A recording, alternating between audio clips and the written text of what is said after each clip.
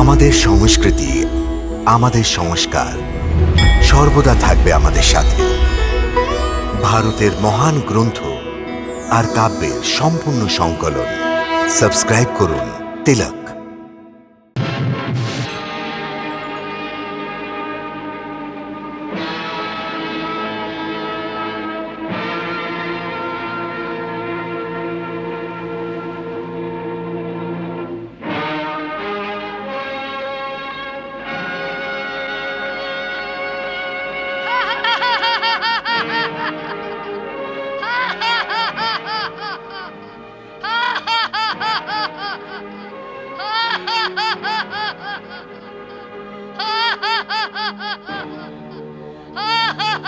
আমার রাস্তা রোধ করছো কে তুমি?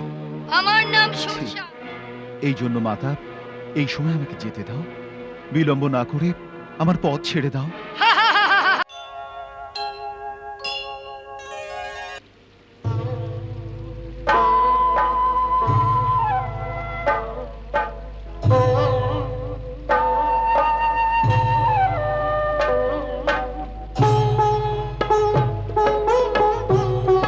শ্রীরামের কাজ করতে সবচেয়ে আকুল অঞ্জনী কুমার চুপচাপ না জানি কি বিষয়ে মগ্ন হয়ে আলাদা দাঁড়িয়ে আছেন।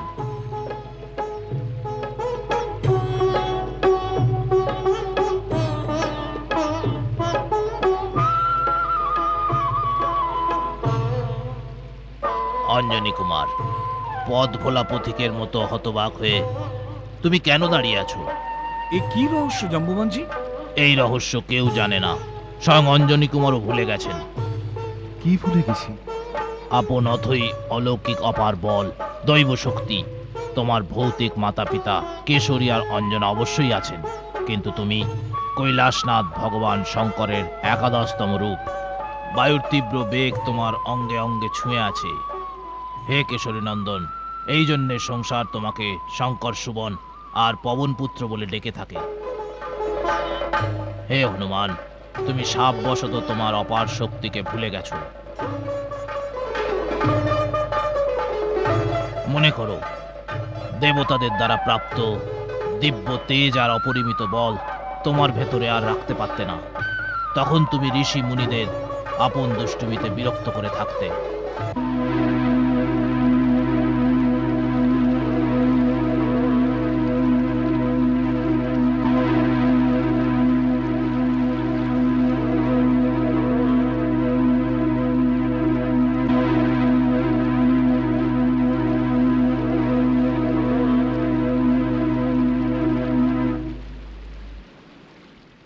তখন এক ঋষিমুনি তোমাকে অভিশাপ দিয়েছিলেন। নিরঙ্কুশ দুষ্ট বালক, যে শক্তিতে বশীভূত হয়ে তুই এত উৎপাত করে চলেছিস তা তুই এখনই ভুলে যাবি। তোমার মাতা অঞ্জনা মুনিবরের সামনে কাকুতি মিনতি করে ক্ষমা চাইলেন। তো মুনীন্দ্র সাপ বিমোচনের এই উপায় বললেন যে শক্তি প্রয়োগের সঠিক সময় এলে পরে যখন কেউ তোমার বিস্মৃত শক্তির স্মরণ করাবে, তখন তোমার ভুলে যাওয়া শক্তি আবার ফিরে পাবে। তো হে অদ্বিতীয় বীরবর হনুমান, আজ সেই শক্তি প্রয়োগের সর্বোত্তম সময় এসে গেছে।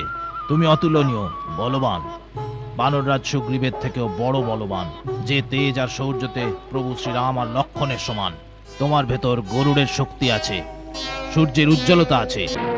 হে জ্ঞান গুণনিধান, পুরুষ স্বার্থের প্রতীক, আমাদের সমস্যার সমাধান তুমি।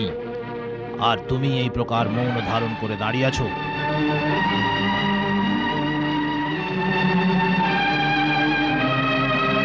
হে বল বুদ্ধি নিধান, মহাবলী হনুমান, 400 ক্রোশের বিশাল মহাসাগরের পারে সীতা মাতা অধর্মী আততায়ী রাবণের অধীনে আছেন।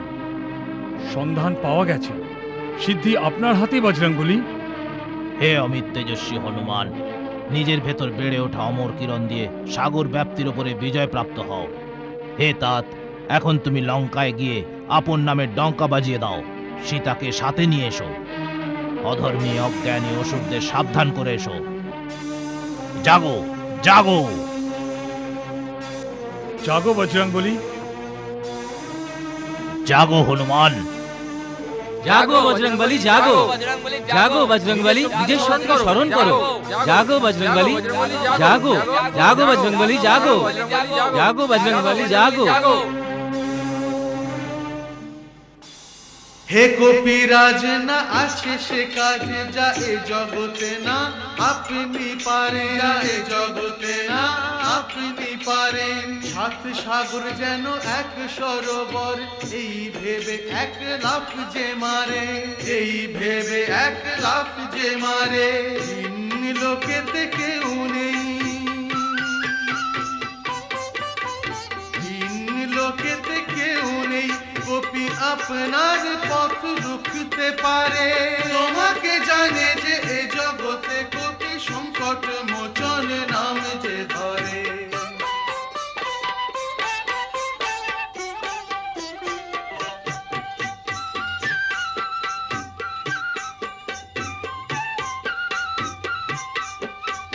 বালক সময় রবি খেয়ে নিলে তখন তিন লোকেতে আধারে ভরে, তিন লোকেতে আধারে ভরে।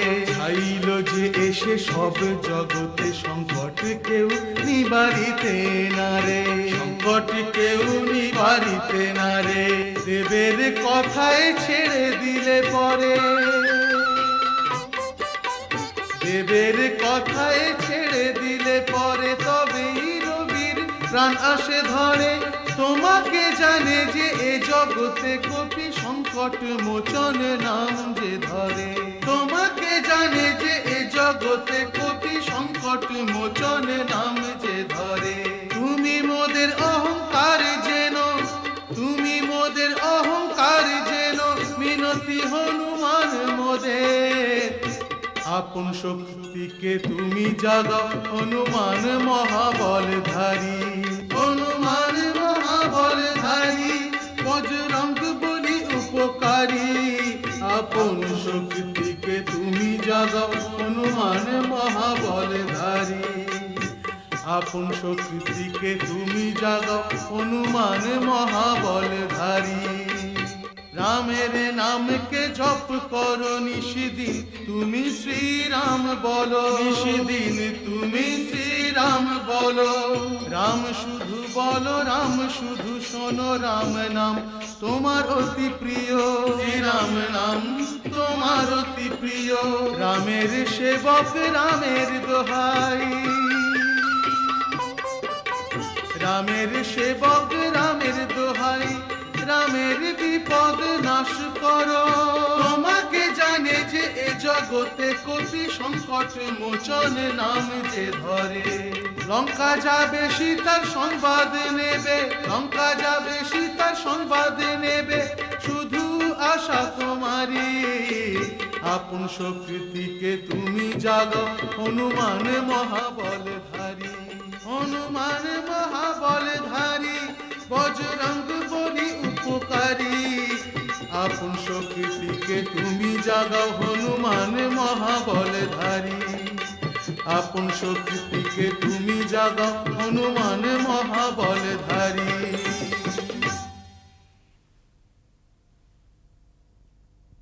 জয় শ্রীরাম।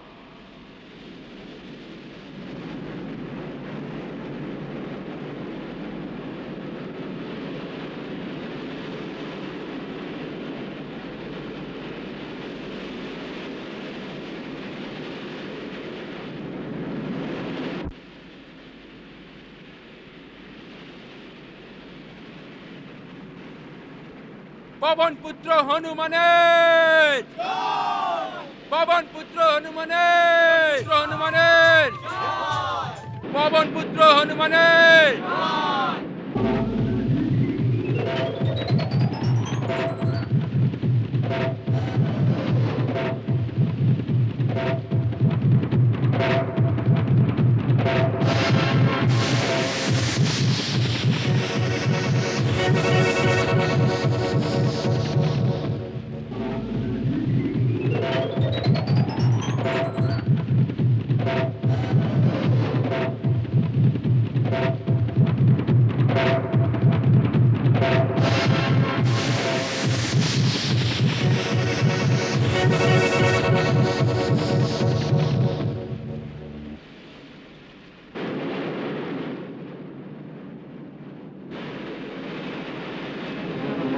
এ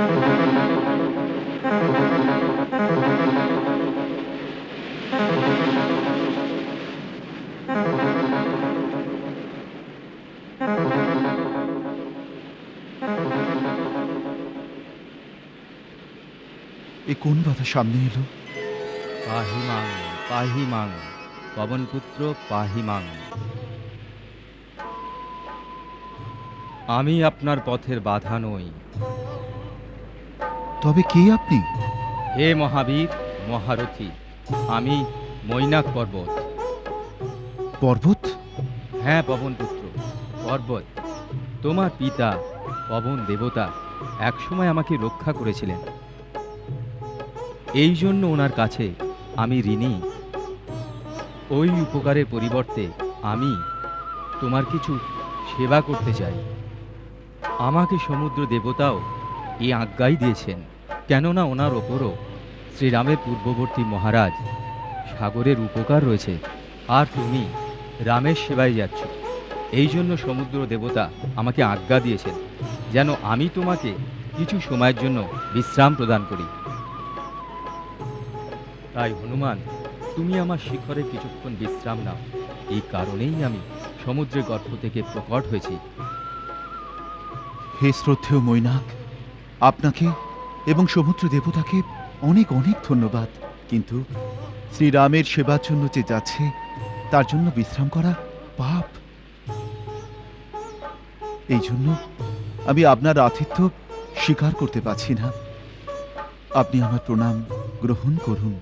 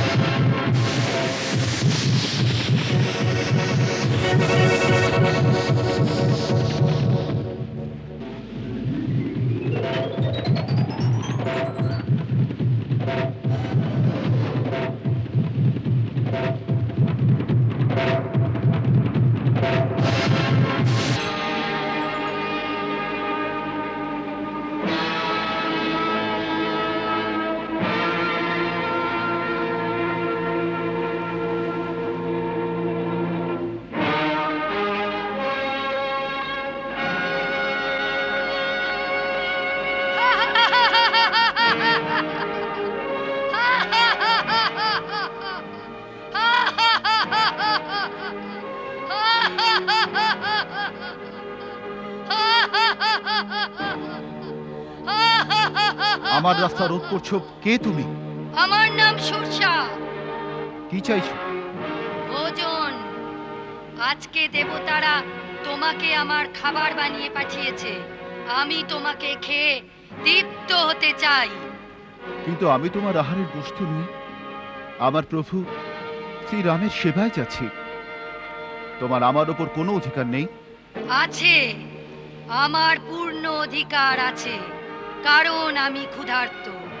যে ক্ষুধার্ত তার অধিকার সর্বপ্রথম বলে ধরা হয়, এটাই ধর্ম। এই জন্য যদি তুমি আমার খিদে না মেটাও সেটা ধর্ম বিরুদ্ধ হবে। হ্যাঁ, যদি তুই চাস তোর বদলে অন্য কাউকে আমার আহার করে পাঠা, যেমন মহারাজ শিবিও করেছিলেন। এই প্রকার ক্ষুধার্তকে ভোজন দেওয়ায় তোর ধর্ম পালন হবে আর তোর প্রাণও বেঁচে যাবে। কিন্তু মাতা, আপন প্রাণ বাঁচানোর জন্য অন্যের প্রাণ নেওয়া ধর্ম নয়, পাপ। এর থেকে তো এটাই ভালো যে আমি আপনার আহার হয়ে যাই। সত্যি ধর্মের কথা বলেছিস তুই। এখন আমার আহার হয়ে যা। কিন্তু মাতা, এই সময় আমার প্রথম ধর্ম আমার প্রভু শ্রীরামের সেবা করা। এই জন্য প্রথমে লঙ্কায় গিয়ে সীতামাতার সন্ধান করব, ওনাকে খুঁজে শ্রীরামের খবর ওনাকে পৌঁছব।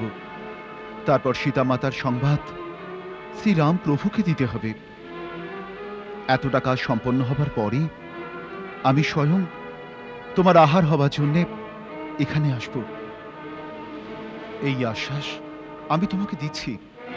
এই জন্য মাতা, এই সময় আমাকে যেতে দাও, বিলম্ব না করে আমার পথ ছেড়ে দাও।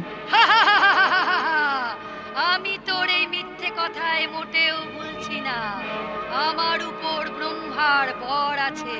যে রাস্তায় আমি দাঁড়িয়ে থাকবো সেখানে কেউ আমাকে টপকে যেতে পারবে না। এই জন্য তোকে আমার মুখের ভেতর আসতেই হবে। ওখান থেকে যদি বেরিয়ে যেতে পারিস তখন দেখা যাবে।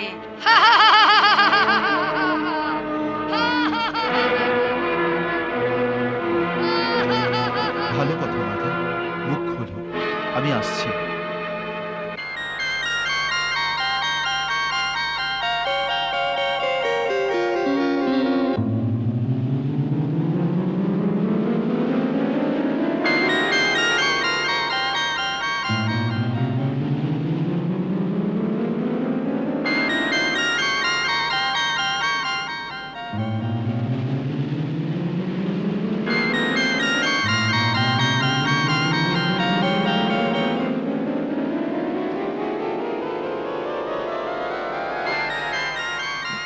নাও মাতা, আমি ব্রহ্মার বরদান মিথ্যে হতে দিইনি। তোমার মুখের ভেতর থেকে বেরিয়ে এসেছি। তোমার শত শত মঙ্গল হোক পুত্র। আমি বাস্তবে নাগমাতা। আমাকে দেবতারা তোমার পরাক্রম আর বিবেকের পরীক্ষা নিতেই এখানে পাঠিয়েছেন। আর তুমি এই পরীক্ষায় উত্তীর্ণ হয়েছ। যাও বৎস, তোমার সব কাজ সফল হবে। যার মধ্যে ধৈর্য, শৌর্য, বুদ্ধি আর পরাক্রম এই 4 গুণ আছে, তার সফলতা সর্বদা নিশ্চিত। তোমার দ্বারা শ্রীরামের সব কাজ সিদ্ধ হবে। ধন্যবাদ।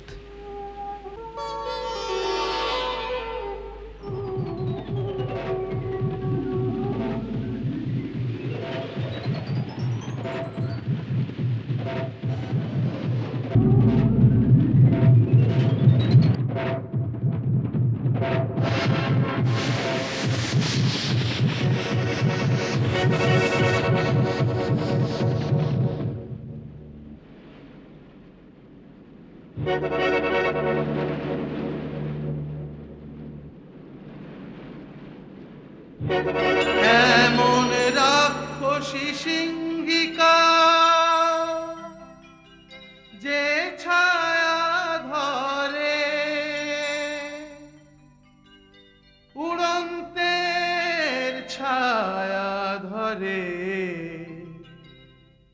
যাতে সে উড়তে না পারে।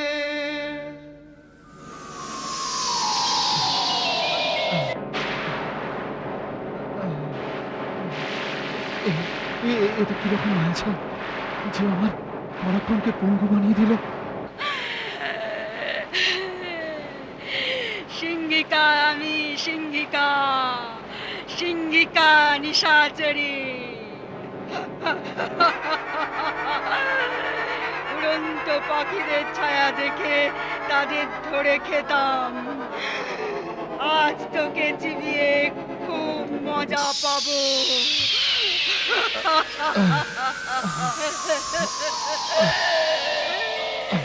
আজ তোকে পেট ভরে খাবো আর মজা নেব।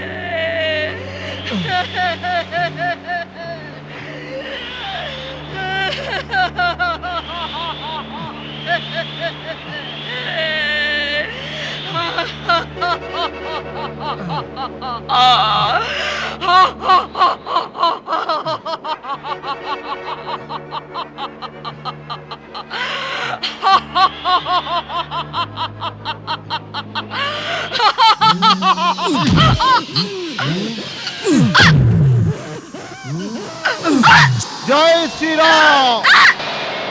জয় শ্রীরাম!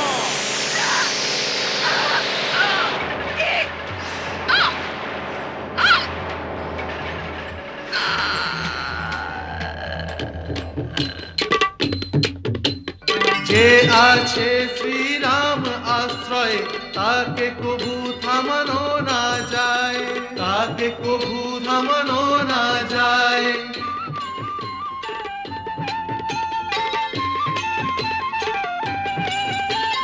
বাধা বিঘ্নে কাটিয়ে সাগর নির্ভয় পবন বেগ সে ওড়ে, নির্ভয় পবন বেগ সে ওড়ে। সাঁঝ সময় লঙ্কা নগরীতে পৌঁছে যায় হনুমান, পৌঁছে যায় হনুমান। সাঁঝ সময় লঙ্কা নগরীতে পৌঁছে যায় হনুমান, পৌঁছে যায় হনুমান।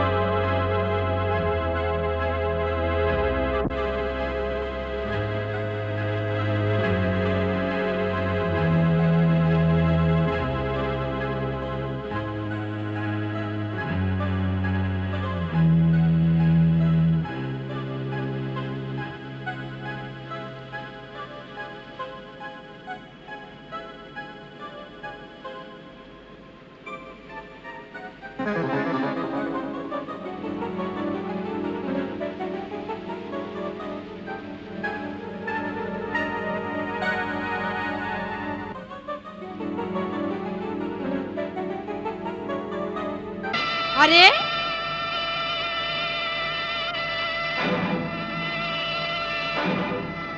কে তুই? কাউকে জিজ্ঞাসা না করে লঙ্কাপুরীতে ঢুকে পড়েছিস যে? প্রথমে তুই বল, তুই কে? আরে বুদ্ধু, আমি স্বয়ং লঙ্কা নগরী, লঙ্কার নগর দেবী। এই জন্য লঙ্কিনী আমার নাম। লঙ্কাকে রক্ষা করাই আমার কাজ। তুই বল, আমার চোখের ধুলো দিয়ে এইভাবে দুর্ভেদ্য লঙ্কা নগরীতে প্রবেশ করার রহস্য কি? এই অদ্ভুত মহানগরী দেখবার লালসা নিয়ে এসেছি। ব্যাস, কিছুক্ষণ এই পুরীতে ঘুরে তাড়াতাড়ি ফিরে আসবো। আমি যাব? যাও, কিন্তু লঙ্কা নগরীতে নয়, সোজা জমপুরিতে ঘুরতে যাও। আমি তোমাকে ওখানেই পাঠাচ্ছি।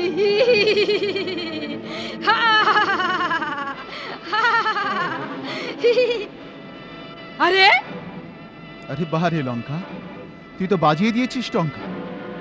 আমি তো ভেবেছিলাম নারী জাতির সাথে কে অযথা লড়াইতে যাবে, কিন্তু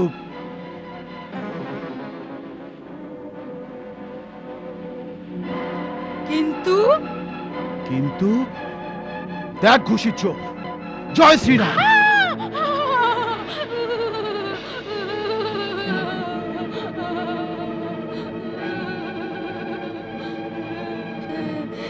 ক্ষমা করুন, আমি একাই আত্মরা হয়ে গেছি।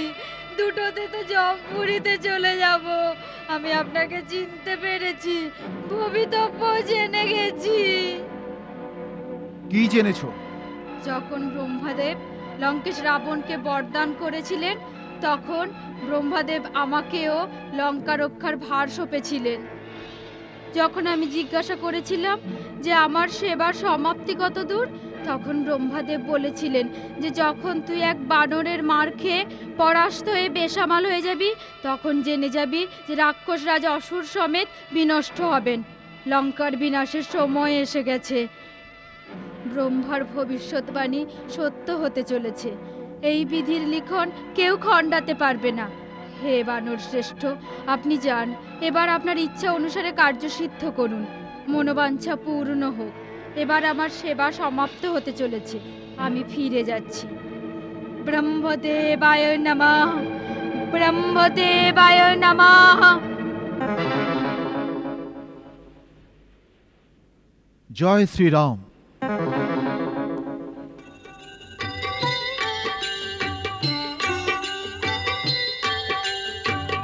অতি লঘু রূপ ধরেন হনুমান, বসে নগরে শরণে ভগবান।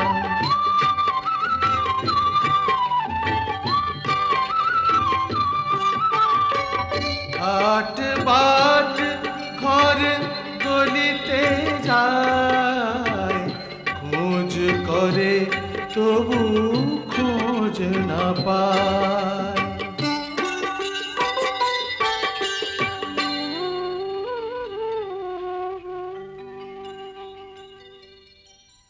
কপট ছল দুরাত্মা লঙ্কেশের এই ভুল, কাম ক্রোধ লোভ দম্ভ মদ ধরে রাবণের রূপ। যে মা সীতাকে হরে, হরি যে তাহার প্রাণ। যদি না পারে এই সম্মানে, যোগ্য নয় হনুমান।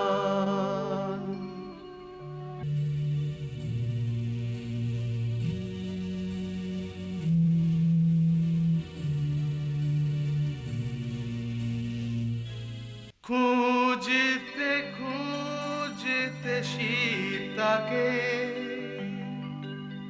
কপি পৌঁছায় সেই ধাম। শঙ্খ চক্র তুলসী যে ধাম, নিশ্চয় সে ধারাম। রাম রাম জয় রাম, রাম হে রাম, জয় শ্রী রাম।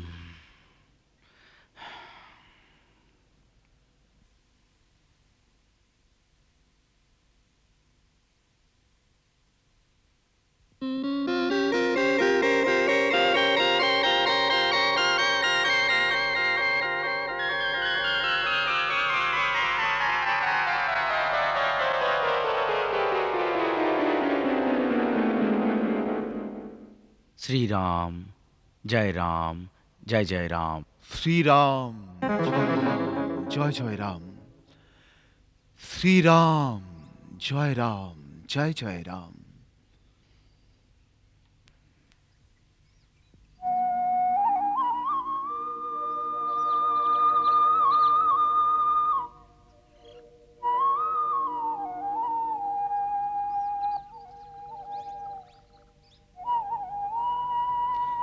জয় রাম প্রভুর। জয় শ্রীরাম। আপনি হে দেব, আপনি কে? লঙ্কাতে শ্রীরামের জয় বলার মতো সাহস রাখেন আপনি কে? আর এই পুরীতেই বা এলেন কি করে? আকাশ পথ দিয়ে যাচ্ছিলাম, এই প্রাঙ্গণে তুলসী মঞ্চ দেখে প্রাচীরে শঙ্খ ও চক্রের চিহ্ন দেখে বুঝলাম যে এটা কোনো নারায়ণ ভক্তের ঘর। সেই কৌতূহল বশে আপনার দর্শনের জন্য চলে এলাম। এবার আসছে শ্রীরামের জয় বলার প্রশ্ন। সৌভাগ্যবান, এই প্রশ্ন আমি আপনাকে করতে চাই। আমি তো বাইরে থেকে এসেছি, যা খুশি বলতে পারি, কিন্তু আপনি লঙ্কা পুরবাসী হয়েও শ্রীরামের জয় বলার সাহস করেন কি করে? এমন সাহসী বীর আপনি কে? তবে কি আপনি রাক্ষসকুলের কেউ নন? আমি রাক্ষসকুলেরই বটে, তবে শ্রীরামের ভক্ত। কেন, রাক্ষস জাতি শ্রীরামের ভক্ত হবার কোনো অধিকার নেই? তাকে ভক্তি করার অধিকার তো সকল প্রাণীরই আছে। প্রভু তার ভক্তদের মধ্যে উঁচু নীচ জাতপাতের ভেদ রাখেন না। তার কাছে তো দেব, দানব, মানব, এমনকি পশু পক্ষীর মধ্যেও কোনো ভেদ নেই। ওনার ভক্তি সকলেই পেতে পারেন। আমার তো শুধু এইটুকুই কৌতূহল যে রাক্ষস জাতির মধ্যে এমন কোন বীর আছেন যিনি শ্রী রামচন্দ্রের ভক্ত, আবার লঙ্কাতেও থাকার সাহস রাখেন? এই জন্যেই আপনার পরিচয় জানতে চাই। আমি মহর্ষি বিশ্বভার পুত্র এবং মহারাজ রাবণের ছোট ভাই বিভীষণ। আর যেখানে লঙ্কায় থাকার প্রশ্ন তুললেন, হে মহাত্মা, আমি সেইভাবেই এখানে আছি, যেভাবে দুই দাঁতের মাঝে জীব থাকে। কিন্তু এই দুঃখজনক অবস্থার মধ্যেও একটাই আশা, একদিন আমি শ্রীরামের দর্শন অবশ্যই পাব, আর তিনি আমাকে উদ্ধার করবেন। বড় বিস্ময়ের কথা, আপনি এখনো প্রভু শ্রীরামকে দেখেননি, অথচ তাকে ভক্তি করেন। এ কেমন রহস্য? ব্রাহ্মণ দেবতা, আমরা 3 ভাই মিলে একসঙ্গে কঠোর তপস্যা করে ব্রহ্মাকে প্রসন্ন করেছিলাম। যখন ব্রহ্মা বরদান করতে চাইলেন, তখন দাদারা শক্তি চেয়ে নিলেন, আর আমি শ্রী নারায়ণের পায়ে অনন্ত ভক্তি আর তাকে দর্শন করার বর চাইলাম। তখন ব্রহ্মা বললেন, যেদিন শ্রী নারায়ণ রামরূপে অবতার হয়ে লঙ্কায় আসবেন, তখন তুমি তার দর্শন পাবে। সেই থেকে আমি তার প্রতীক্ষায় রাম নাম জপ করছি। ধন্য আপনাকে, আর ধন্য আপনার ভক্তিকে। এখন আপনি আপনার পরিচয় দিন। আপনি কে? আগেই আপনি বলেছেন আপনি বাইরে থেকে এসেছেন। আপনি কোনো হরিভক্ত, কোনো দেবতা, অথবা স্বয়ং শ্রীরাম, যিনি আমাকে দিব্য দর্শন দেওয়ার জন্য এখানে এসেছেন? রাম রাম রাম, আপনি আমাকে একই বলছেন মহাত্মা? আমি তো এক অধমের অধম ব্যক্তি, এমন এক কুলে জন্ম যে সকালে নাম নিলেও দিন অশুভ যায়। আমার এটা ছদ্মবেশ, আমার আসল রূপ বানরের। আমার নাম হনুমান। প্রভু শ্রীরামের উদারতা দেখুন, আমার মতো কাণ্ডজ্ঞানহীন ব্যক্তিকেও নিজের সেবক করে নিয়েছেন, আর সেবকের প্রতি তার বিশেষ ভালোবাসা আছে।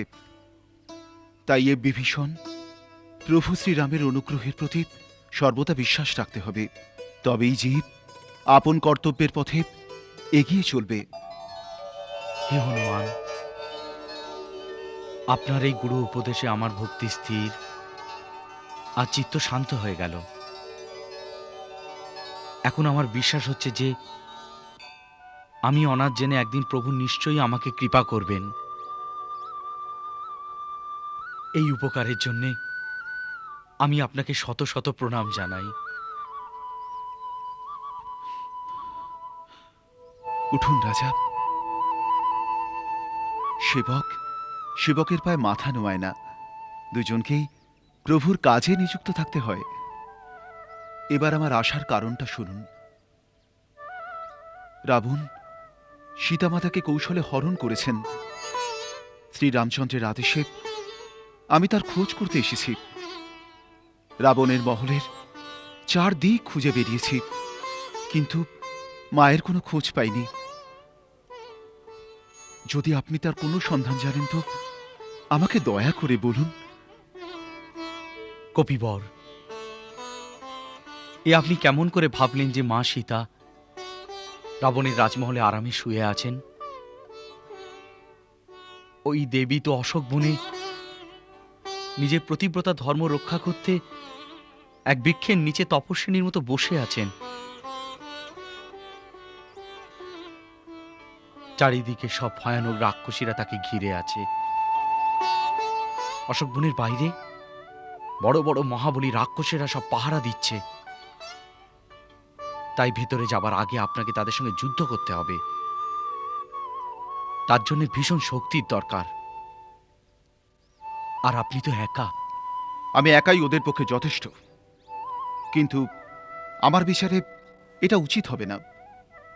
আমি মায়ের সঙ্গে দেখা করার আগে কোনো রকম লড়াই ঝগড়া করতে চাই না, কারণ এটা জেনে গেলে রামের কোনো দূত সীতা মায়ের সঙ্গে দেখা করতে এসেছে, ওরা তাকে অন্য কোথাও লুকিয়ে ফেলবে। তবে নিরাশ হবেন না, আমি আমার দেহ খুব ছোট করে নেব, আর রাতের অন্ধকারে চুপচাপ মায়ের কাছাকাছি পৌঁছে যাব।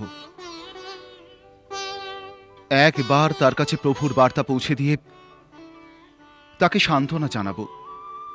তারপর আমার দ্বিতীয় রূপে রাবণের যোদ্ধাদের শক্তির পরিচয় পাওয়ার চেষ্টা করব।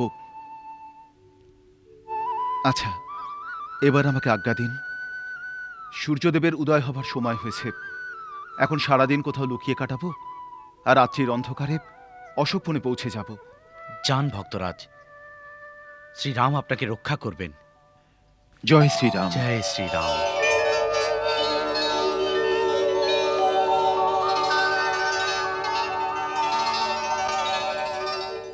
হনুমান বোধহয় লঙ্কায় পৌঁছেই গেছেন, কোনো বাধা নিশ্চয় পাননি, তাই না? যে ভক্তি, শ্রদ্ধা আর দৃঢ় নিষ্ঠার সঙ্গে নিজের কর্তব্যের পথে অগ্রসর হয়, তার পথে যদি কোনো বাধা এসেও যায়, তবে তা বেশি সময়ের জন্য আটকাতে পারে না। হনুমান বীর বটে আর ভক্তও বটে, সে অবশ্যই সফল কাম হয়ে ফিরবে। কে জানে তিনি এখনো সীতামায়ের দর্শন পেয়েছেন কি না। যদি দেবী সীতা লঙ্কাতেই থাকেন, তবে যে কোনোভাবে হনুমান তার কাছে পৌঁছে যাবেই, এ আমার দৃঢ় বিশ্বাস। সূর্য ডোবে চন্দ্র ওঠে, মিলে যায় দুই প্রান্ত। সবার মশাল জ্বলে গেছে? হ্যাঁ, চলে গেছে।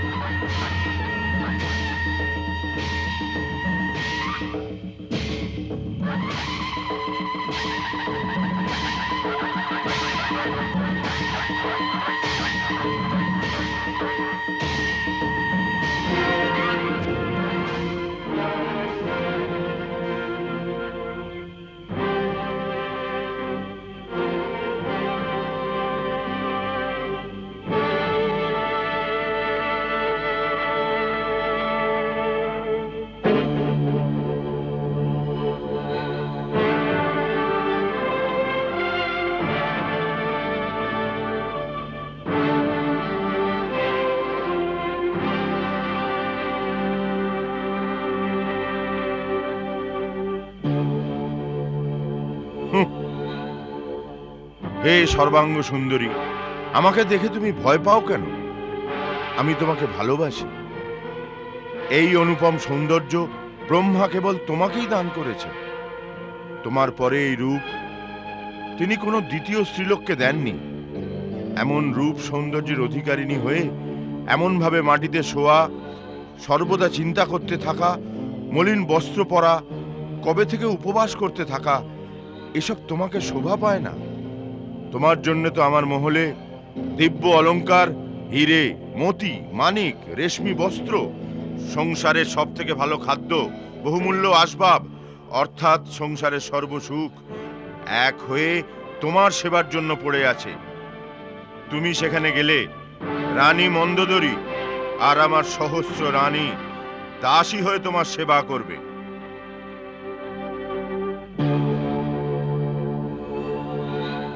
ত্রিলোকে এমন সুখ কোন নারীর ভাগ্যে হবে না।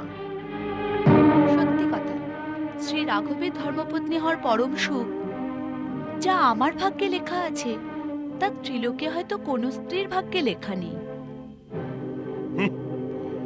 রাঘবের ধর্মপত্নী হবার সুখ ওই বনবাসী ভিক্ষুকের কাছে আর কি আছে? এবার ওর স্বপ্ন দেখা ছেড়ে দাও মূর্খ নারী। প্রথমত সে জানতেও পারবে না যে তুমি কোথায় আছো, আর যদি বা জানতেও পারে তো লঙ্কাতে কোনো মানুষ প্রবেশ করতে পারবে না। আর এটাও তো ভরসা নেই যে সে জীবিত আছে না পাথরে মাথা কুটে কুটে মারা গেছে। তাকে ভুলে যাও। একবার আমার দিকে দেখো ত্রিভুবন সুন্দরী, শুধু একবার। যে কোনো নারীকে ছলে বলে হরণ করা, তাকে বলপূর্বক নিজের পত্নী করা এ রাক্ষসদের স্বধর্ম। তবু আমি তোমাকে ততদিন স্পর্শ করব না যতদিন না তুমি নিজে আমার প্রেমকে স্বীকার করে নিজেই আমার বাহুডোরে ধরা দেবে। রাবণ, জোনাকির আলোতে সরোবরে পদ্মফুল ফোটে না। মনে রেখো, যে প্রকার সূর্য থেকে তার রশ্মি আলাদা হতে পারে না, সেই প্রকার রামের থেকে আমিও অভিন্ন। যে প্রকার এক পাপী পুরুষ সিদ্ধি লাভের জন্য পূজার অধিকার পায় না, সেই প্রকার তুমিও আমার অর্চনার যোগ্য নও। আমি এক পতিব্রতা। আমি বড় বংশে জন্মেছি, এক পবিত্র বংশে আমার সম্বন্ধ হয়েছে। আমার দ্বারা কোনো নিন্দনীয় কাজ করা সম্ভব নয়। তুমি আমায় পাওয়ার আশা করো না, না হলে এই পাপের আগুনে তুমি স্বর্ণলঙ্কা সমেত ভস্ম হয়ে যাবে। তোমার শ্রী রামের শক্তির কোনো আন্দাজ নেই। ওনার ধনুকের আওয়াজ মাত্রই লঙ্কা সমুদ্রের গর্ভে বিলীন হয়ে যাবে। শুধু তোমার পাপের জন্য সমস্ত রাক্ষসকুল ধ্বংস হয়ে যাবে। অনেক হয়েছে দাঁড়ে দাঁড়ে ঘুরে বেড়ানো বনবাসীর শক্তির বর্ণনা। সীতা, আমি ভালোবেসে তোমার সঙ্গে ভালো কথা বলছি, তার জন্য আমাকে খুব নরম ভেবে আমার শক্তির আন্দাজ করো না। প্রকুটি যদি করি তো সূর্য চন্দ্র ভয়ে ভীত হয়ে নিজের নিজের জায়গায় কাঁপতে কাঁপতে দাঁড়িয়ে থাকে। আমার গর্জন শুনে হিমালয় থরথর করে কাঁপে। সমুদ্র, আকাশ, পাতালে থাকা সবাই, দেব, দানব, যক্ষ, গন্ধর্ব, কিন্নর, নাগ, অসুর, এমনকি নবগ্রহ আমার আদেশের প্রতীক্ষায় হাত জোড় করে দাঁড়িয়ে থাকে। যদি এতই তোমার বীরত্বের গর্ব, তাহলে সেদিন আমার স্বামী ও দেবরকে আশ্রম থেকে দূরে পাঠানোর ষড়যন্ত্র করতে না, আর ওনাদের চলে যাওয়ার পর আমাকে হরণ করতে না। যদি ওরা ওই সময় ওখানে থাকতো, তাহলে ওই মুহূর্তেই তুমি অপকর্মের ফল পেতে। তুমি জানতে যুদ্ধে ওদের হারানো অসম্ভব ছিল। যেমন এক কুকুর সিংহের সামনে আসতে ভয় পায়, সেরকম তুমিও ওদের উপস্থিতিতে আমাদের কুটিরে পা রাখতে না। সীতা, তুমি যে অপমানজনক কথা বললে তার একটাই শাস্তি, আমার এই চন্দ্রহাস খড়গ দিয়ে তোমার মাথা কেটে নেওয়া।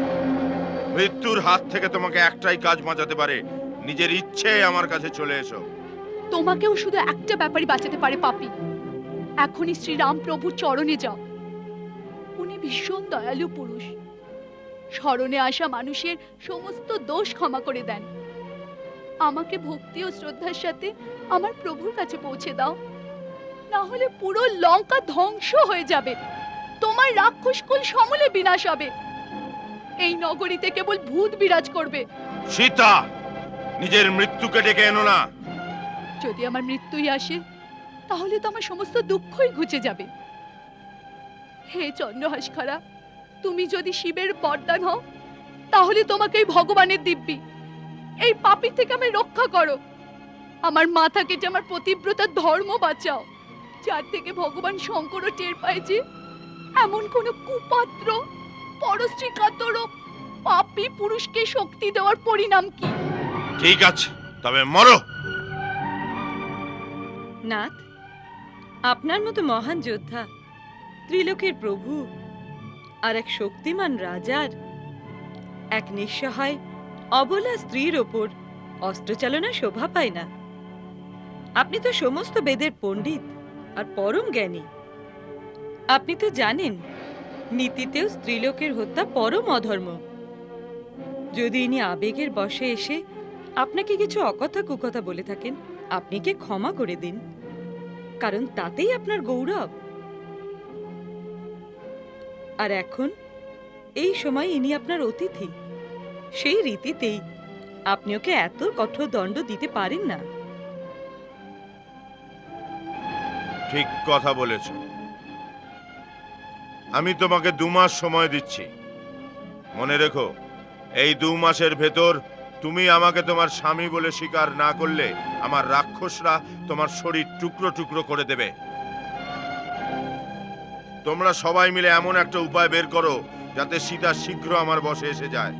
প্রতিকূল বা অনুকূল, সাম দাম দণ্ড ভেদ সব নীতি প্রয়োগ করে সীতাকে পথে নিয়ে এসো, না হলে তোমাদের সবার জীবন শেষ করে দেব।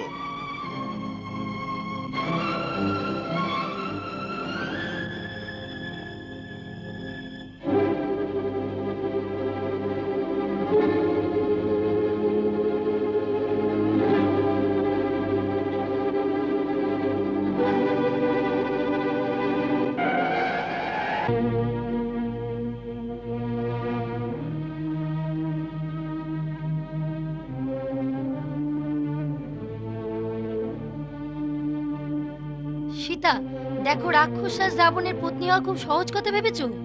রাক্ষস বংশ 6 প্রজাপতির মধ্যে চতুর্থ, ব্রহ্মার মানসপুত্র।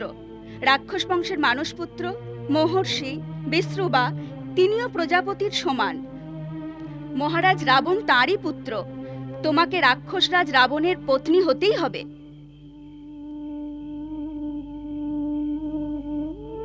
যিনি নিজের পরাক্রমী তেজে নাগ গন্ধর্ব দানবকে সংগ্রামে বারবার হারিয়ে দিয়েছেন, তার অনুনয়ে তুমি তার পত্নী হতে চাও না?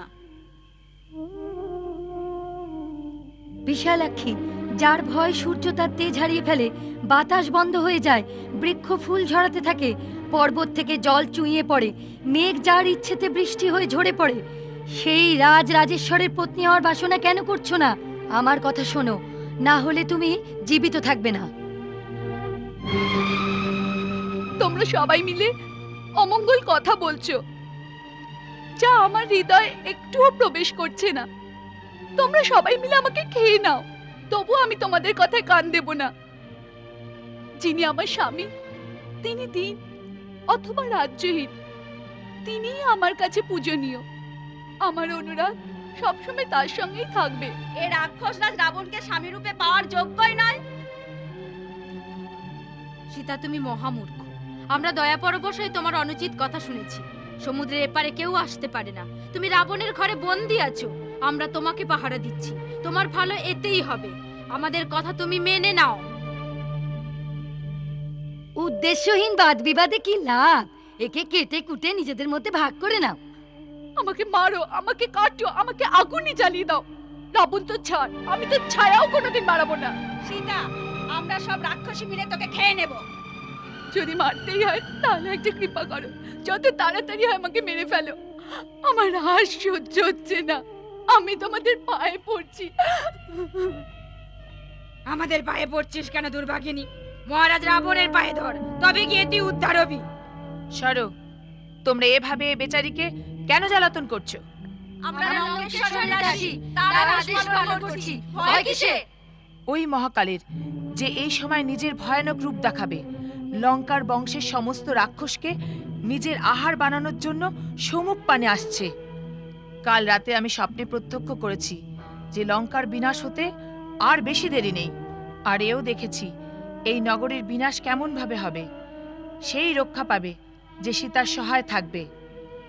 শ্রীরামের বাণ শুধু তাকেই ছেড়ে দেবে যাকে সীতা তার চরণে আশ্রয় দেবে। আমার স্বপ্ন ভোরের স্বপ্ন, নিশ্চয়ই সত্যি হবে। এমন কি স্বপ্ন দেখেছো তুমি ত্রিজটা?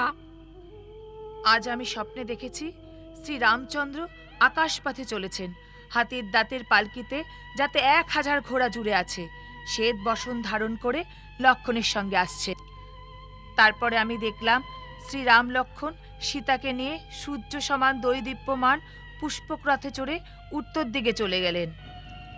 আর রাবণ মাথা ন্যাড়া করে অত্যন্ত দীনভাবে লাল কাপড় পরে হীন অবস্থায় গাধার পিঠে চড়ে দক্ষিণ দিকে যাচ্ছেন। তারপরে আমি দেখলাম তিনি মাথা নিচু করে গাধা থেকে পড়ে গেলেন। এই সময় লাল বসন পরা এক কালো রমণী চুলের জটায় বেঁধে তাকে গলা ধরে দক্ষিণ দিকে হিঁচড়ে নিয়ে যাচ্ছেন। এই দশা মহাবলী কুম্ভকর্ণ আর রাবণের সব পুত্রের মধ্যেই ঘটেছে, শুধু বিভীষণকেই শ্বেতছত্রের নিচে দেখেছি। এই রমণীয় লঙ্কা নগরীর বাইরের আর ভেতরের দরজা ভেঙে পড়েছে, হাতি রথ ঘোড়া সমুদ্রে তলিয়ে গেছে। ভস্মীভূত সেই লঙ্কায় রমণী রাক্ষসীরা সব পাগলের মতো বিলাপ করছে।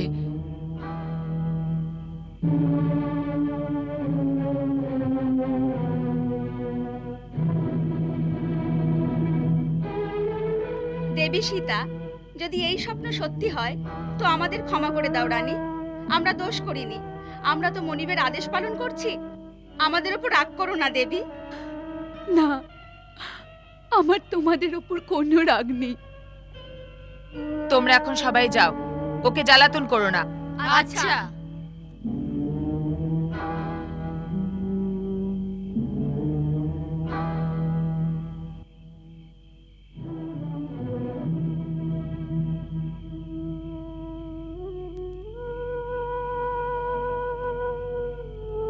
ওদের উপর রাগ করো না পুত্রী। আমার কারোর উপর কোনো রাগ নেই, শুধু নিজের উপর রাগ ধরছে। যে অবস্থায় এসেও আমার প্রাণ কেন চলে যাচ্ছে না? নিশ্চয়ই আমার মধ্যে কোনো দোষ আছে, তাই চারদিকে সব হারিয়েও আমি জীবিত আছি। হে মৃত্যু দেবতা, আমরা সবাই তোমার পালিতা, আমাদের সবাইকে একদিন না একদিন তোমার কোলে যেতে হবে। হে মাতা, একটা উপকার করো, আজই তোমার চরণে আমাকে ঠাঁই দাও। আমি আর দুঃখ সইতে পারছি না, আমাকে সংসার থেকে মুক্তি দাও মা। এই বিপদের সময় মৃত্যুকে কামনা করতে নেই, তাতে ভীরুতা প্রকাশ পায়। মৃত্যু তো মায়ের এক রূপ, তার কোলে অবশ্যই শান্তি পাবো। মৃত্যুতে শান্তি আসে না পুত্রী, মনের যন্ত্রণা সঙ্গেই যাবে। তবে শান্তি কোথায়? যদি সত্যিই শান্তি চাও তো ভগবান শঙ্করের শরণ নাও, তার বন্ধনা করো। তিনি দুঃখ মেটাবেন না, দুঃখের কারণও মিটিয়ে দেবেন। যদি দুঃখ মনে আসে, ভোলানাথের আরাধনা করো, স্বয়ং তোমার রাম এখানে এসে যাবেন। কি করে আসবেন তিনি মা? কে তাকে বলবে যে আমি কোথায় আছি? আমি নিশ্চিত উনি যদি জানতে পারেন যে আমি এখানে আছি, তাহলে তিনি লঙ্কাপুরী ধ্বংস করে দেবেন। তার পরাক্রমের সামনে ত্রিলোকের কেউ দাঁড়াতে পারে না। কিন্তু তাকে কে বলবে? আমি এমন কাউকে দেখতে পাচ্ছি না যে আমার রঘুবরের কাছে এটুকু খবর পৌঁছে দেবে। তার বৈদেহী তার শ্রীচরণ থেকে অনেক দূরে রাক্ষসদের দ্বীপে বন্দী হয়ে আছে, যেন নিরাশার অন্ধকারে আশার দ্বীপ টিম টিম করে জ্বলছে, যা যে কোনো দিন নিভে যাবে। একে নিভতে দিও না পুত্রী। বিপদের সময় ভগবানের কাছে বিশ্বাসের পরীক্ষা দিতে হয়। ভোলানাথের উপরে ভরসা রাখো, যে কোনো সময় জীবনের গতি নিরাশার থেকে আশার দিকে ঘুরিয়ে দেবেন। কে জানে, উনি হয়তো জেনেও গেছেন আজ শ্রীরামের খবর নিয়ে কেউ হয়তো আসছেই তোমার কাছে। মা, এই সুখ স্বপ্ন দেখে চোখের জল তো থামে না। অশ্রু ঝরতে দাও, তবে এটা বিশ্বাস করো যে স্বপ্ন সত্যি হতে দেরি হয় না। এখন একটু বিশ্রাম করো, আজ ভয়ে ভয়ে রাক্ষসীরা দূরে চলে গেছে। একটু আরাম করে শয়ন করো, আমি কাল সকালে অবশ্যই আসবো।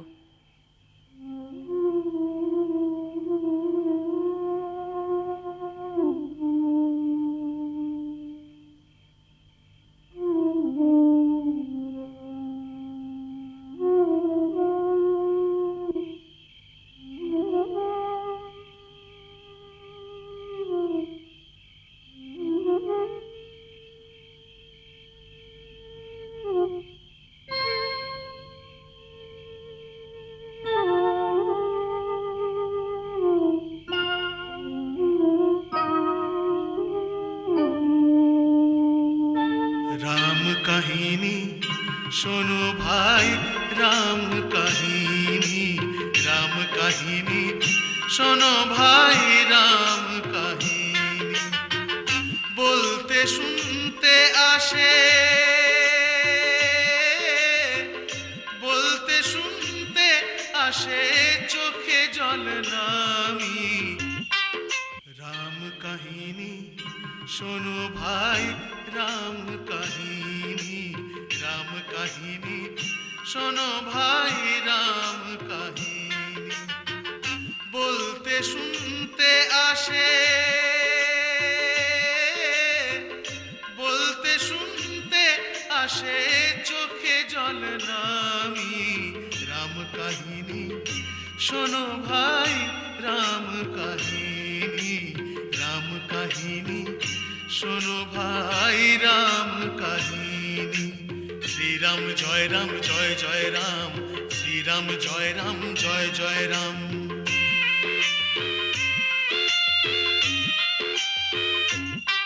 দশরথের স্নেহের নন্দন কৌশল্যার প্রাণের স্পন্দন দশরথের স্নেহের নন্দন কৌশল্যার প্রাণ স্পন্দন হে সূর্য বংশের সূর্য হে রঘুকুলের সূর্য আকুল নয়নে বলে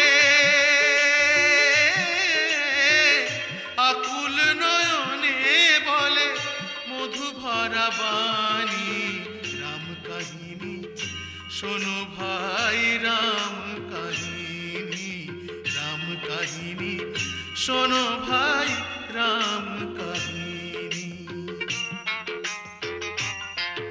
হরধনু ভঙ্গ করে নিয়ে আসেন সীতা ঘরে হরধনু ভঙ্গ করে নিয়ে আসেন সীতা ঘরে ঘর ছেড়ে হলেন বনবাসী পিতৃ আজ্ঞা মাথে ধরে লক্ষণ সীতার সঙ্গে লক্ষণ সীতার সঙ্গে ছাড়েন রাজধানী রাম কাহিনী শোনো ভাই রাম কাহিনী রাম কাহিনী শোনো ভাই রাম কাহিনী শ্রীরাম জয় রাম জয় জয় রাম শ্রীরাম জয় রাম জয় জয় রাম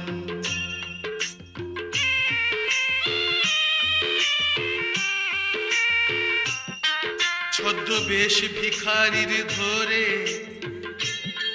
যে ভিক্ষার আগ্রহ করে ছদ্মবেশ ভিখারির ধরে যে ভিক্ষার আগ্রহ করে ওই জনক সুতা সীতাকে ছলে বলে চুরি করে বড় দুঃখ পায় বড় দুঃখ পায় রাজা শ্রীরামেরই বাণী রাম কাহিনী শোনো ভাই রাম কাহিনী রাম কাহিনী শোনো ভাই রাম কাহিনী শ্রীরাম আমাকে পাঠালেন আমি রামদূত হয়ে এলাম শ্রীরাম আমাকে পাঠালেন আমি রামদূত হয়ে এলাম সীতা মায়ের সেবাতে রঘুবরের সন্দেশ আনলাম তার সাথে আনলাম তার সাথে আনলাম প্রভু আংটির নিশানি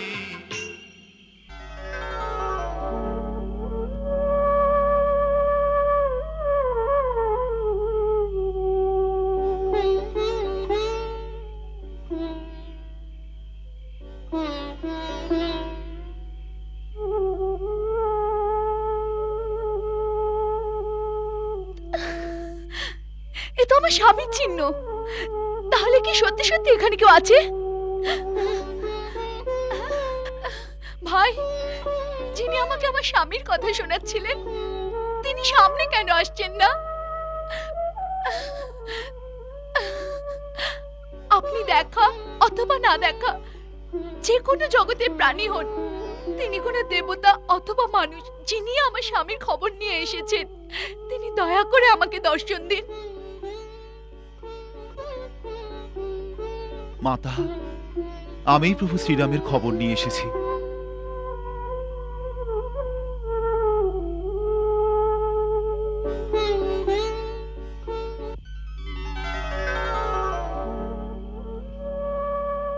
মাতা, আমার প্রণাম গ্রহণ করুন। আমি পবনপুত্র হনুমান, শ্রীরামের এক সেবক। আমি ভেবেছিলাম আমার স্বামীর কোনো দূত এসেছে, কিন্তু তোমরা মায়াবী লোক নানা রকম রূপ ধারণ করে আমাকে ভোলাতে এসেছো। আমাকে দয়া করো, আমাকে একলা থাকতে দাও। যাও, আমাকে জ্বালিও না। মা, ভয় পাবেন না, আমি সত্যি শ্রীরামের দূত। আমার এটা সত্যিকারের রূপ। আমি বানর, নিজের সন্তান ভেবে আমাকে বিশ্বাস করুন। এই চিহ্ন যা শ্রীরাম প্রমাণের জন্য পাঠিয়েছেন, এটা দেখুন। এটা মায়া দিয়ে তৈরি নয়, এটা সেটাই যা গঙ্গার তীরে কৈবর্তকে দেবার জন্য আপনি শ্রীরাম প্রভুকে নিজেই দিয়েছিলেন।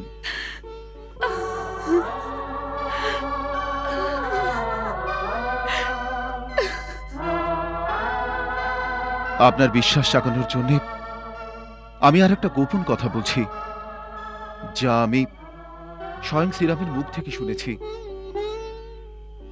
আপনি রাবণের রথে যেতে যেতে নিজের কিছু অলংকার শাড়ির আঁচলে বেঁধে এক পর্বতে ফেলেছিলেন না? সেই অলংকার ঋষ্যমুখ পর্বতে বসা বানররাজ সুগ্রীব আর তার মন্ত্রীদের সামনে পড়েছিল। যখন মহারাজ সুগ্রীব আর শ্রীরামের বন্ধুত্ব হয়, তখন সুগ্রীব সেই অলংকার প্রভুকে দেখিয়েছিলেন। সেই অলংকার দেখে তার চোখে জল ভরে গিয়েছিল। শাড়ির আঁচল দেখার পর তিনি বিহ্বল হয়ে গিয়েছিলেন। সেসব আঁকড়ে ধরে তিনি বলতে থাকেন, যখন আমি শয়ন করতাম তখন সেটা এই আঁচল দিয়ে আমায় বাতাস করত। যখন আমি সন্ধ্যা বন্দনা সেরে উঠতাম, তখন ওই আঁচল আমার চরণ তলে বিছিয়ে আমার পদধূলি নিত। ওনার সব কিছু মনে আছে? হ্যাঁ মাতা, সব মনে আছে। উনি দিনরাত আপনার কথাই চিন্তা করেন। তাহলে আজ পর্যন্ত উনি কেন কোনো খবর নেননি? কেন ভুলে গেছেন আপন দাসীকে? এটাও ভাবেন না যে আমার এক এক দিন কি প্রকারে কেটে চলেছে? না উনি এলেন, না আমার মৃত্যু এলো। এই কোন দোষের শাস্তি আমি পাচ্ছি?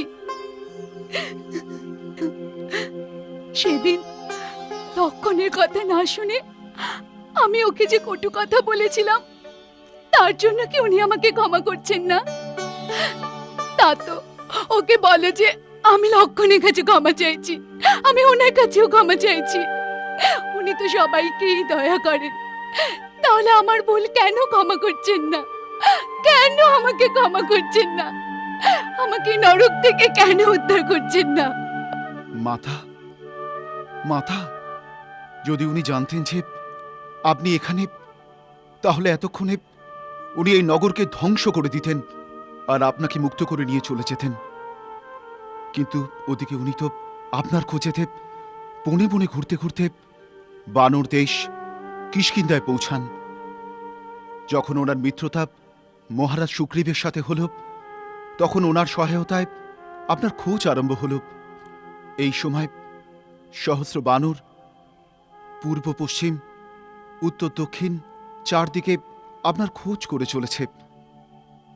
এ তো আমার সৌভাগ্য যে সর্বপ্রথম আপনার দর্শন আমিই পেয়ে গেছি। মাতা, রঘুবীর যখন জানতে পারবেন আপনি স্বয়ং লঙ্কাপুরীতে আছেন, তখন নিশ্চিত জানুন ওনার এখানে আসতে সামান্যও দেরি হবে না, আর কোনো বাধা ওনার পথ রোধ করতে পারবে না।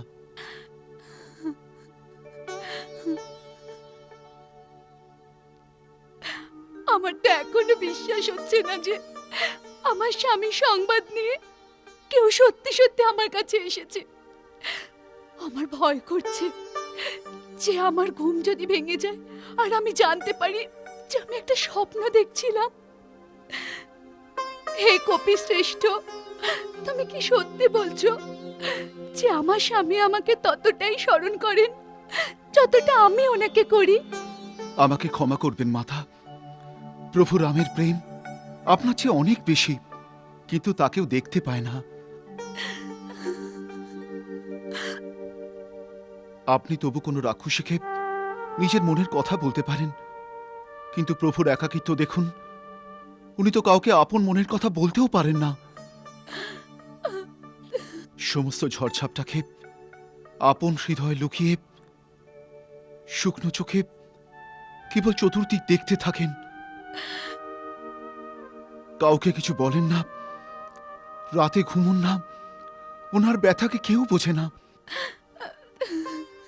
আসার সময় আমাকে শুধু এটুকু বললেন যে, হনুমান সীতাকে বলো তার যাবার পরে আমার দেহ প্রাণবিহীন হয়ে গেছে।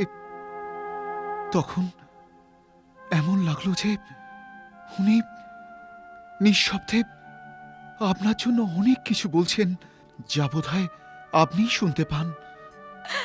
হ্যাঁ, আমি শুনতে পারি, আমি শুনতে পাচ্ছি হনুমান।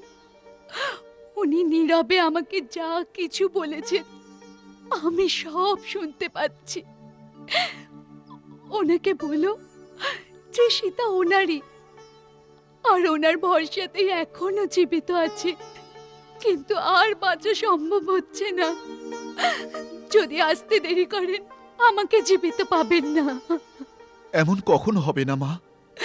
তা তো তুমি জানো না আমি কত কষ্টে বেঁচে আছি।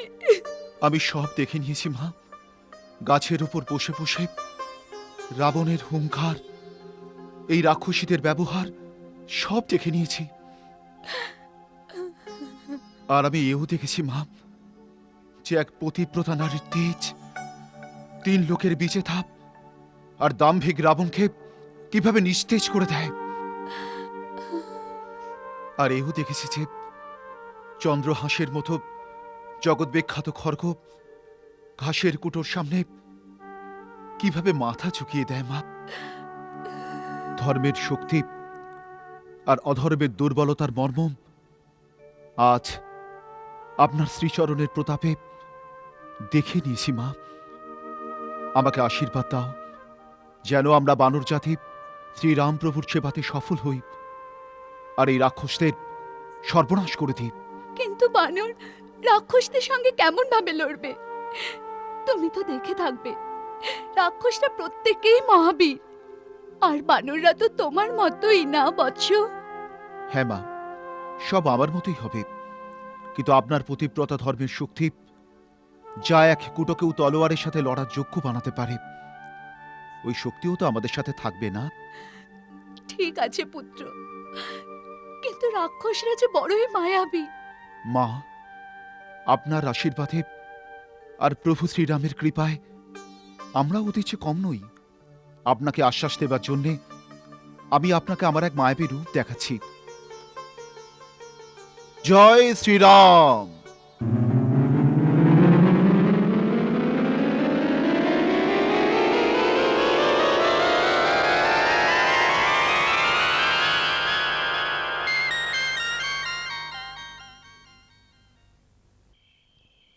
দেখো মা, মহারাজ সুগ্রীবের সেনাদের মধ্যে তো আমার চেয়েও শক্তিশালী যোদ্ধারা আছেন। আপনি বিশ্বাস করুন, আমরা ওদের চেয়ে কম নই। আমি এবার সত্যি ভরসা পেলাম বৎস। এখন তুমি তোমার বাস্তবিক রূপে ফিরে এসো। জয় শ্রীরাম।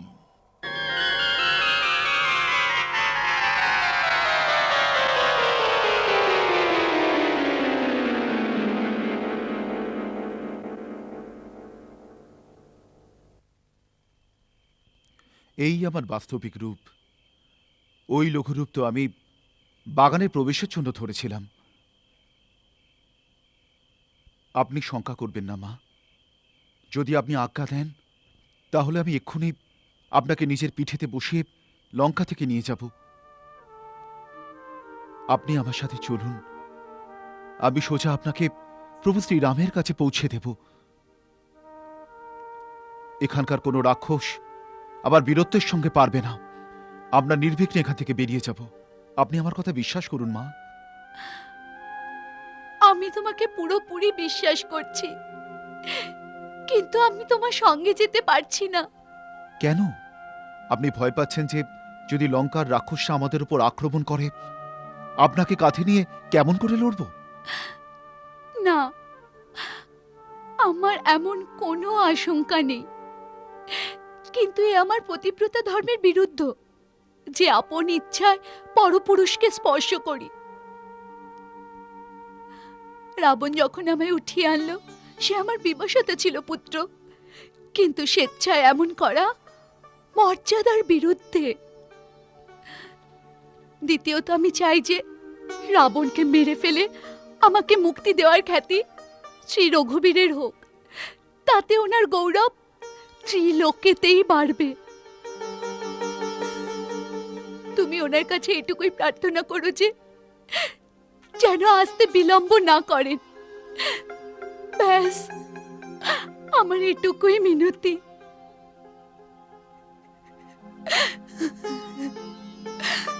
এখন যাও, কোনো পাহারাদার এসে যাবে। আসতে দাও, আমি ওদের ভয় করি না। না, ওদের সঙ্গে লড়তে গিয়ে যদি তোমার কোনো ক্ষতি হয় তাহলে সমুদ্র পেরোনো কঠিন হয়ে যাবে। তুমি এখন তোমার প্রভুর কাছে যাও। মা, আমি ওনার গুপ্তদূত। আমার এটাও কর্তব্য যে যাবার আগে শত্রুর ক্ষমতার পরিমাপ করে নি, অনুমান করে নি যে ওদের শক্তি কতটা, ওদের দুর্বলতা কোথায়, ওদের প্রতিরক্ষা কেমন, ওদের অস্ত্র ভাণ্ডার কোথায় আছে। এই জ্ঞান যুদ্ধের সময় খুবই কাজে লাগবে। দ্বিতীয়ত এই যে আমি এমন কাণ্ড করতে চাই যাতে শত্রুর হৃদয়ে ভয় উৎপন্ন হয়, আর ওরা ভাবতে থাকে যদি রামের দূতেরই এত ক্ষমতা, তো না জানে প্রভু রামের শক্তি কত। এতে শত্রুর মনোবল ভেঙে যায় আর ভয়ে যুদ্ধক্ষেত্রে দুর্বল হয়ে পড়ে। আমার চিন্তা করো না মা, আমাকে আজ্ঞা দাও যে যাবার আগে আমি ওদের বিব্রত করে চাই। আচ্ছা বৎস, শ্রী রঘুবীরের নাম স্মরণ করে আপন কর্তব্য পূর্ণ করো। মা, আমার খিদেও পেয়েছে। ওই বাগানেতে সুন্দর সুন্দর ফল আছে, এখান থেকেই শুরু করছি। প্রথমে ফল খাবো, তারপর বাগান ধ্বংস করব। কোলাহল শুনে চিন্তা করো না, যাওয়ার আগে একবার তোমার পদধূলি নিতে আসব। আচ্ছা।